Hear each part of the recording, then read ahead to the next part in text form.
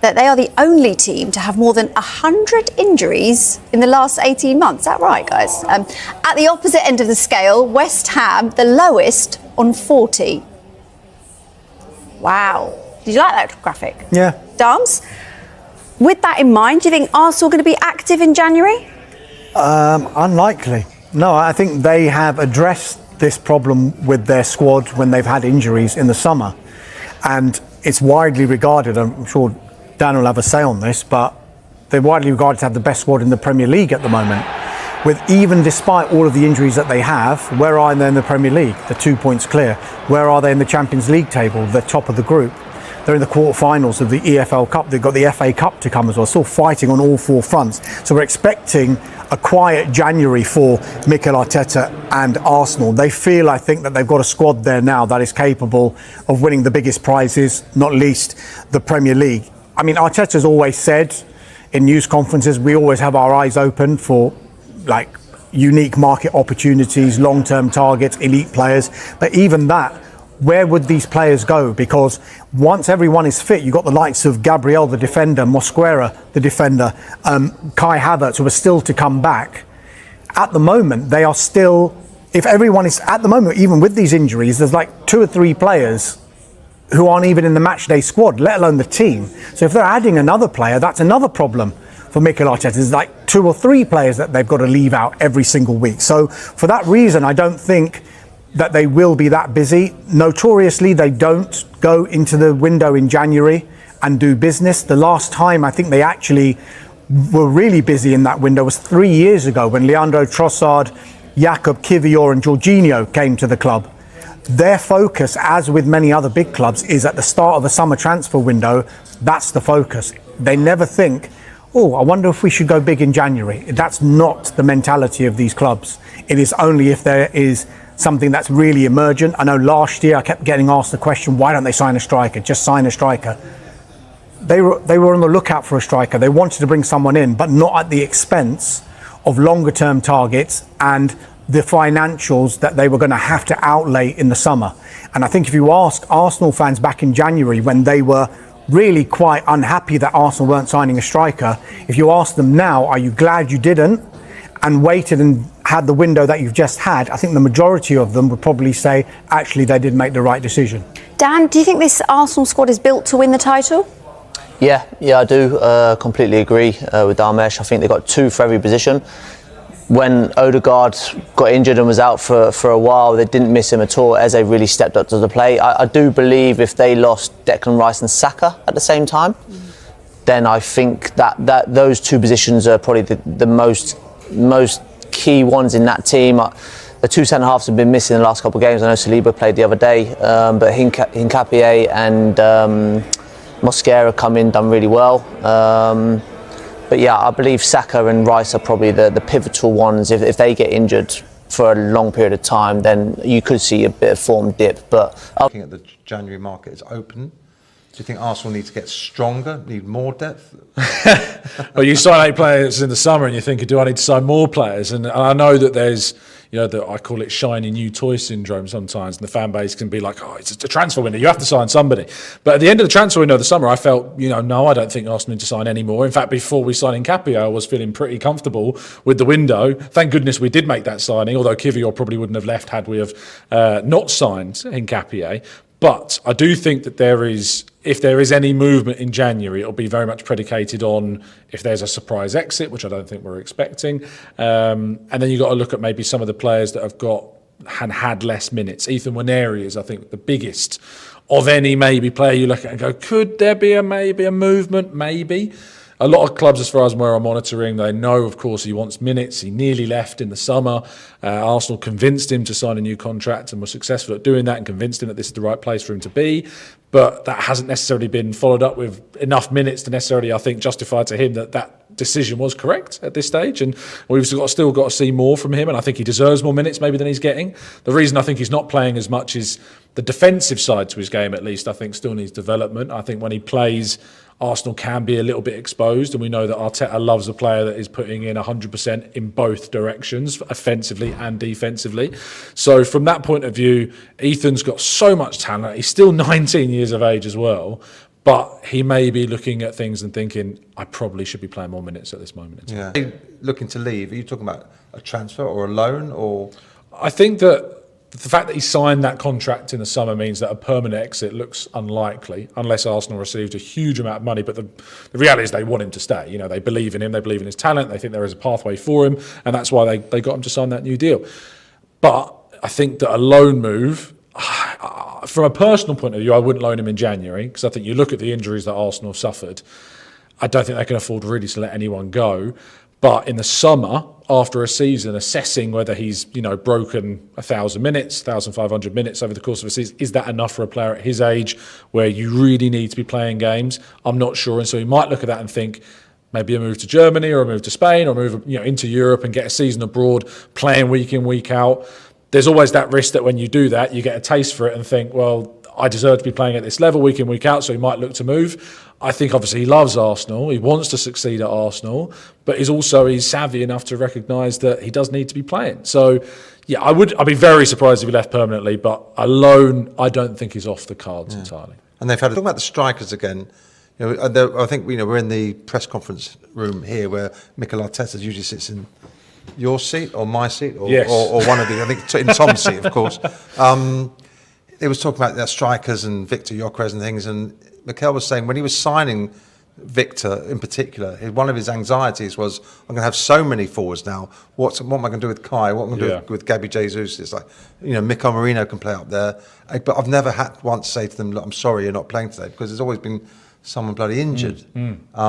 Gabriel Jesus is back now. He's in the squad. He's fit again. Touch wood. Yes. It looked like going into the last summer window that Arsenal would probably look to sell him a huge wage on the bill. Yeah. A player who's much loved in Brazil and abroad, probably all around the world. Do you think he's now a player that they would listen to offers for again this window, or does he have to stay? I think, you look at the striker situation. Arteta's been using Mikel Merino in a lot of games in that role because of the injuries they suffered.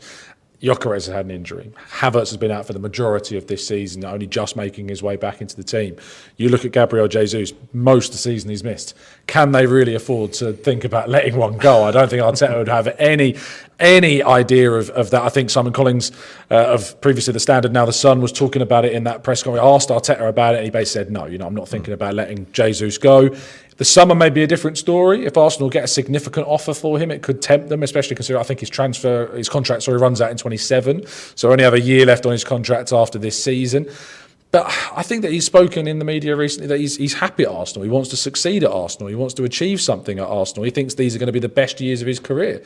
And from what we saw at the start of his time at Arsenal, which was a brilliant start to life at the club, if we were expecting, and he's expecting the best years of his career, that's an exciting thing, and he should be allowed to do that. So I think it will depend very much upon what the offers are, if there are offers, which has sometimes been the issue with Arsenal and selling players, as the offers haven't been too forthcoming with some of the players that they are willing to let go.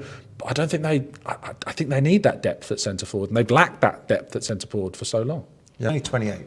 Yeah, and injuries aside, he should be sort of coming into his peak and prime now and looking at the best years of his career. Maybe that's what he thinks, and he clearly hopes that happens at Arsenal, as you've been pointing out. I'm going to wind this up. Just one player who has been a bit linked with Arsenal is Semenyo at Bournemouth. One hell of a player. You can see him in a sort of an Arsenal shirt, and his agent has said that lots of club interested. He's intimated that Arsenal might be one of them.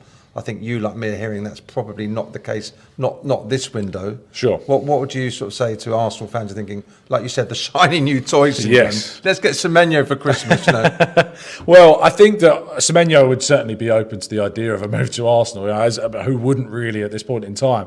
The reality for Arsenal is that financial fair play regulations, UEFA FFP, Premier League profit and sustainability regulations were quite tight already in the summer. Even before they signed Eza, there was a consciousness about those regulations. They then spent that £60+ million on Eza, and so for that reason, the idea of spending another 65 million in January before that PSR cycle renews in the summer, I can't see Arsenal having the freedom to do that unless someone leaves. And also, Trossard, Martinelli, Madueke, Saka, Dowman, of course, when he returns, getting minutes. They've got a lot of options. Eza can play in a wide position.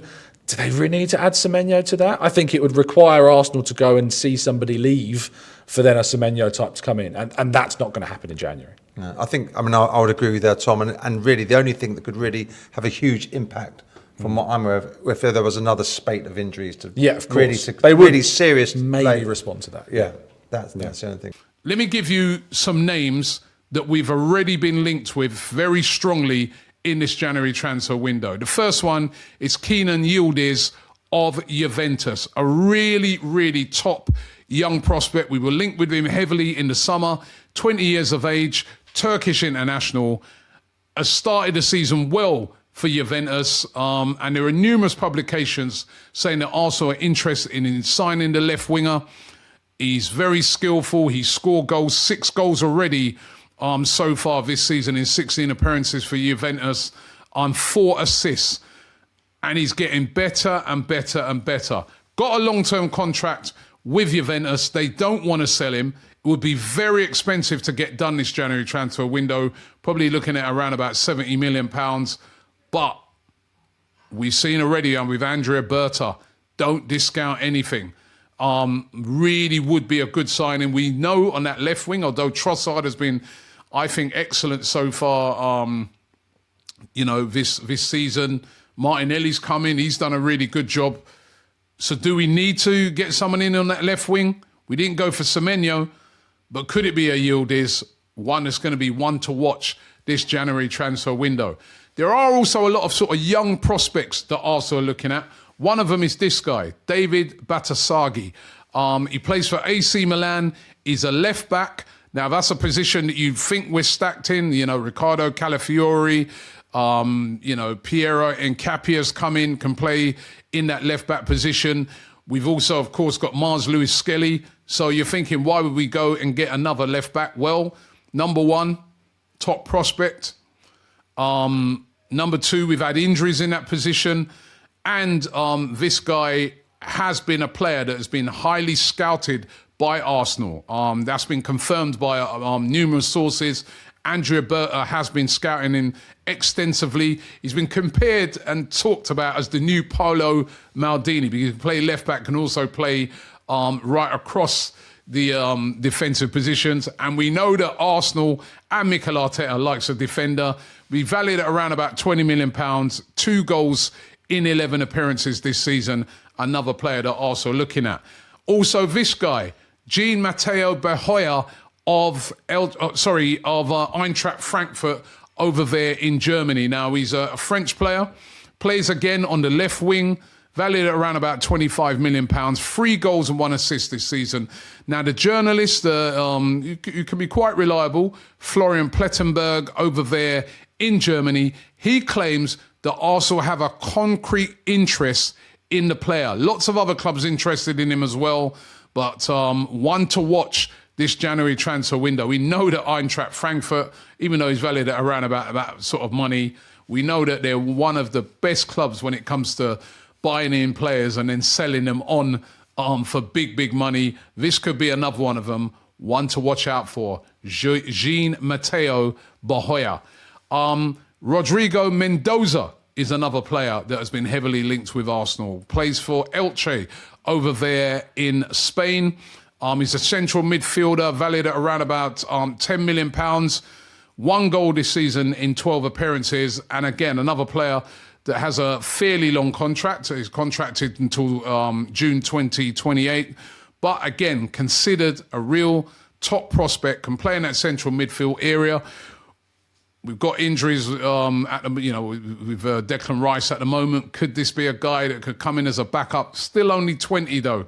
So, wouldn't look like an immediate sort of player that could come in and cover that position. But again, another player that's been talked about this January transfer window for Arsenal. Now, what about Mark Gahey? You'd say to yourself, well, where would he play? Gabriel, Saliba, Piero Nkapie. You've got Mosquera in there now as well. But I've heard this rumour a few times. I remember Marty, who comes on the channel, AFTV, he's got a source. That source was the one that said to me, Marty told me this, even before it happened, that Arsenal were 100% going to move for Eberechi Eze. That was when a lot of people were saying he's going to Tottenham. Marty was saying to me, no, he's coming to Arsenal. And he was right. He's given me this one as well. He said, Robbie, Arsenal interested in Mark Gay.